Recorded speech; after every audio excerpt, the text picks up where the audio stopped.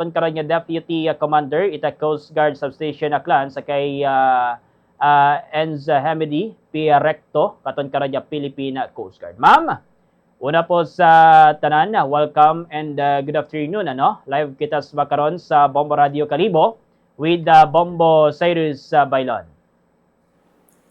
Yes, sir. Good afternoon, sir. So, to all our viewers, once again, I am Ensign Jemmy D.P. Recto, Philippine Coast Guard, the Deputy Commander of Coast Guard Station Aklan, likewise the OIC, OIC in operations, sir. Okay, ma'am.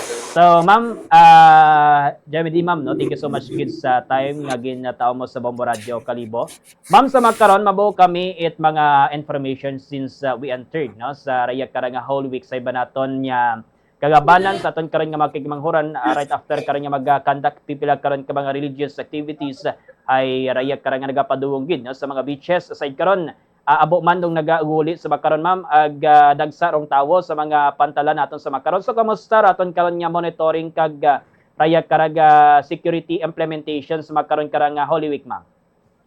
So far, sir, actually, as of our record, sir, normal status pa ang aton port, sir. And likewise, we have augmented personnel from other substations. So the total strength of Coast Guard Station Aklan is 138, including our organic personnel, Okay. our OPCON units, including the Special Operations Group, our K9 team, our RSD, and our Sea Marshals. So, here in Malay, sir, for the duration of the whole month of March, so we have recorded 200,165 tourist arrival, and in Buruanga, we have a total of 700, sir. Okay. Sa makaron, ma'am, Yes. ano rong mga lugar nga konsinay medyo ginatutukan gid naton sa makaron karang nga mga panyampo? So far, sir, Coast Guard Station Aklan mainly focuses, sir, here in Katiklan and Island. So we have a total of 40 personnel, sir, augmented from other substation para makabulig, sir, dire sa mainland, sir, ag sa Boracay Island, sir. Okay. So 40 personnel, ma'am, igapakalat doon sa kabilugan karang port and then sa mismo gid sa isa karata Boracay. Yes, sir. So, aside from security, sir, and our PDI team support, sir, we have our Baywatch Patrol din, sir. Okay. Of course, to help our public, sir, in ensuring na safe din sila, sir, all throughout the duration of Semana Santa and summer vacation, sir. So para sa makaron, ma'am, no, bukod pagid man it makabi naton karon nga volume normal pamandong Raya Karanga dagsa una it Raya Karanga mga turista naton. Ano rong pinaka peak day naton kara, ma'am? So, so far, sir, normal status gihapon, sir. And so, syempre kami, sir, we are just preparing here, sir, and we really cannot assess pa, sir, kung sano ang peak. Basta all throughout the duration, sir, from March 28, sir, up until April 5, sir, naka-heightened alerted, sir, ang Coast Guard Station Aklan, sir. Okay. How about the ma'am, the inspection nga ginakanda especially sa aton karon nga mga pasahero una sa makaron nga nagapatabok una sa isa karata Boracay. Kamusta? Ano ra man ginabawang naton sa makaron, ma'am? So far, sir, actually in preparation gani man, sir, no, dire sa Oplan Biyaheng Ayo Semana Santa 2026. Apo. Actually, sir, February pa lang, sir, nag-conduct ng Coast Guard Station Aklan. It intensified, sir, vessel safety enforcement inspection, sir, para ma-ensure naton nga ang all watercrafts and vessels transiting within the AOR, sir, of Aklan are compliant with the necessary documents and safety standards din, sir.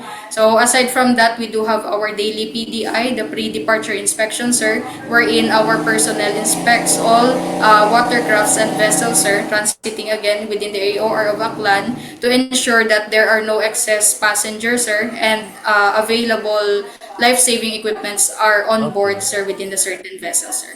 Okay. How about, ma'am, ang ma'am, pag-monitor naton especially sa Raya Karanga mga beaches, no, coastal areas Boracay mismo. Bali may limit or time limit kita, ma'am, sa aton karon nga mga nagapaligos una during this Holy Week? So far, sir, depende abi na, sir, sa regulations man within our within certain municipalities, sir. So far, sir, there is a Boracay, sir, up until 10 p.m. na, sir. Okay. Ay, sir. Sa makaron, ma'am, siguro pahanumdum lagid naton sa aton karon nga publikos magkaron nga Holy Week, no, as I mentioned nga ni Kayna right after abi man na nagkaroon na maka-conduct ita pipila karon ka mga religious activities dayon diretso gid, no, sa pipila karon ka mga beaches or naga-conduct it try karon nga mga outings, ano.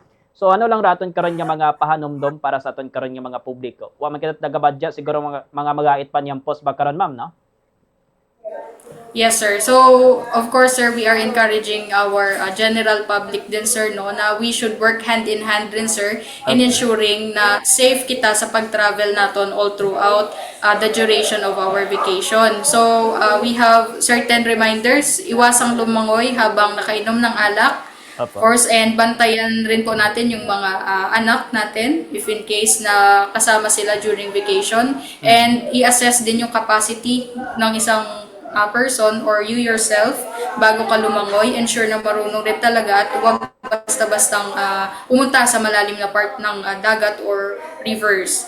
And suriin mabuti ang kalagayan ng tubig. Kung malakas na din, sir, yung alon at current, huwag na rin basta-bastang lumangoy. And sundin ang itinakdang oras ng paglangoy, no, mula sa mga otoridad. And gumamit ng life jackets, especially to those recreational boats na open yung area nila. So, ensure na may life jackets. And sumunod sa mga itinakdang swimming areas din po. And if in case there are emergencies, make sure na nakasave ang contact number sa inyo ng pinakamalapit na Coast Guard station or substation, sir.